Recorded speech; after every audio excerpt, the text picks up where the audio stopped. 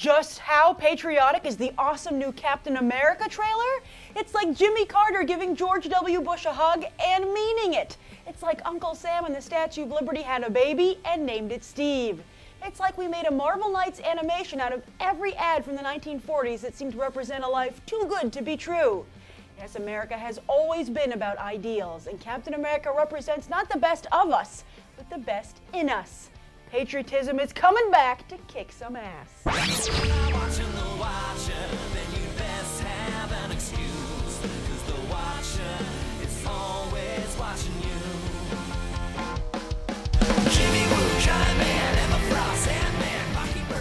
I've always wondered why more women don't read comics, considering we have some of the strongest and most developed female characters out there. Maybe they don't know they exist. So to do my part and to coincide with Marvel.com's Women's History Retrospective, here's my top 10 list of female Marvel characters. Enjoy, and please pass this on to any female non-comic book readers who wonder why you get so excited every Wednesday.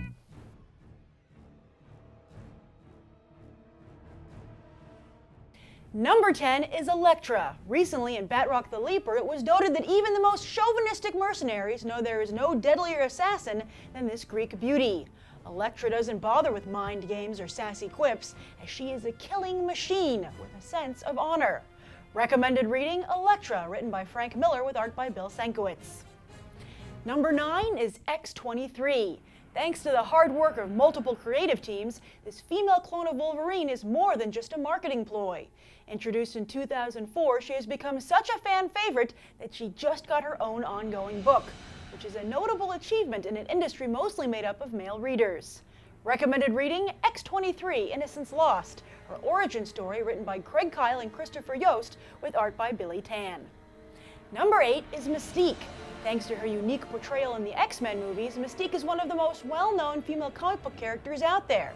But what non-comic book readers don't know is that this is one complex, shady lady whose allegiances can shift as easily as her cellular structure, making her both a deadly foe and challenging ally. Recommended reading, Get Mystique, written by Jason Aaron with art by Ron Garney. Number 7 is Emma Frost. Initially just one of Sebastian Shaw's very own goddesses, superstar writers Grant Morrison and Joss Whedon transformed her into the witty and provocative First Lady of the X-Men. Yes, Emma Frost achieved the seemingly impossible. She successfully replaced Jean Grey. Recommended reading, New X-Men Volume 1, written by Grant Morrison with art by Frank Quitely. Although it's so good, I don't think you'd be able to stop at just Volume 1. Number 6 is Black Widow. Natasha Romanoff is another Marvel heroine to get maximum exposure on the silver screen, thanks to Scarlett Johansson's portrayal not just in Iron Man 2, but also in the upcoming Avengers movie, where she'll play a major role on the team.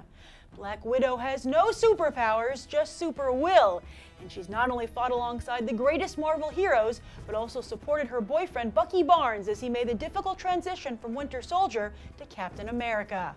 Recommended reading, Black Widow, Deadly Origin, written by Paul Cornell with art by Tom Rady and John Paul Leon. Number 5 is Rogue. Of all the female characters in the Marvel Universe, none has resonated with female readers quite like Rogue. Her dichotomy of being super strong, yet unable to have human contact, makes her relatable to many of us women who, in an effort to pursue our dreams, sometimes feel like it costs us our personal lives. However, Rogue recently gained control of her powers, enabling her to touch others, and it will be interesting to see what effect that has on her character. Recommended reading, Scott Lobdell, Steven Seagal, and Joe Madier's run on Uncanny X-Men, running from issue 341 through 350. Number 4 is Gwen Stacy. She had no superpowers, she had no evil plans. Gwen Stacy was just a normal girl that Peter Parker loved and who died in a tragic turn of events during a fight with the Green Goblin. That death was over 30 years ago and it still haunts Peter Parker to this day. She's never come back from the dead and she never will, but every comic book reader knows her name. Next year, her story will finally be told in full on the silver screen in The Amazing Spider-Man, where she'll be played by fan favorite Emma Stone. Recommended reading, Spider-Man, The Death of Gwen Stacy, written by Stan Lee and Jerry Conway with art by Gil Kane. Number 3 is Storm. See, today there's a decent amount of diversity in comics, but back in the 1970s, not so much. In fact, Storm was the first black female character to have a major role in a comic book. She was an instant hit with all readers and is not just a member of the X-Men, but one of its most iconic members. Today, this orphaned thief from the streets of Cairo is married to Black Panther and is Queen of Wakanda. Recommended reading, Essential X-Men Volume 4, written by Chris Claremont with art by various classic X-Men artists. Number 2 is She-Hulk. Sure, she's had her cheesecake moments, but this lawyer-turned-brawler is also a feminist icon. Plus, she has had some of the most fun and playful stories in the Marvel Universe, breaking the fourth wall long before Deadpool. But Jennifer Walters can get serious when she needs to be, and has been a member of both the Avengers and the Fantastic Four. Recommended reading, Sensational She-Hulk by John Byrne, Volume 1, which hits stores at the end of this month. And for a different take on She-Hulk, I hope you'll consider picking up Marvel Heroes with art by Craig Rousseau and written by yours truly. And number 1 is Jean Grey. The only female member of the original X-Men, she developed her telepathic and telekinetic powers to such a degree that she became one of the most powerful mutants on Earth. But above all that, she is the heart of the X-Men, which made her possession by the Phoenix Force all the more tragic. Jean has sacrificed herself for her teammates and for her soulmate Scott Summers many times over, and has always come back thanks to the awesome Phoenix Force. But that changed in 2004 when Grant Morrison seemingly killed her off for good, with Emma Frost taking her place by Scott Summers' side. Will she come back? Should she come back? 7 years later, it is still a hot topic for debate among comic book readers. Recommended reading, X-Men Dark Phoenix Saga, written by Chris Claremont with art by John Byrne. Who are your favorite female Marvel characters? Share them in the comments below, and happy reading.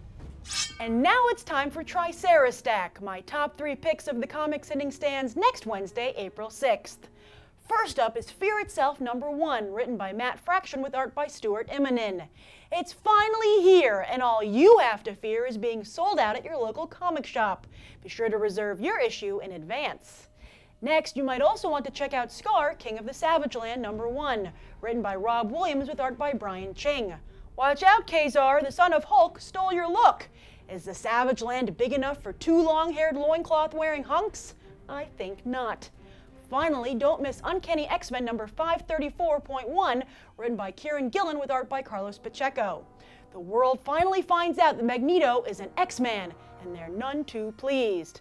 I mean, remember what Mom always said, just because the Future Foundation decides to jump off Bridge Doom doesn't mean the X-Men should too. Last but not least, it's time for graphic debate. In the previous episode, I asked you to submit your own graphic debate questions, and El Schmel Inc. got everyone excited with this quandary. Which Marvel storyline from the 80s, 90s would you want to see get animated? Spider-Man, Maximum Carnage, X-Men Mutant Genesis, Secret Wars, The Onslaught Saga, or, and I added this one myself, Age of Apocalypse. Obviously, I'm voting for Age of Apocalypse, which I argue is still the greatest alternate universe storyline of all time. That's right, I said it. All time. Make your own case in the comments down below, and be sure to cast your official vote via the link in the YouTube video description or the Marvel.com news story for this episode. And that's this week's The Watcher. I'm Grace Randolph for Marvel, Your Universe.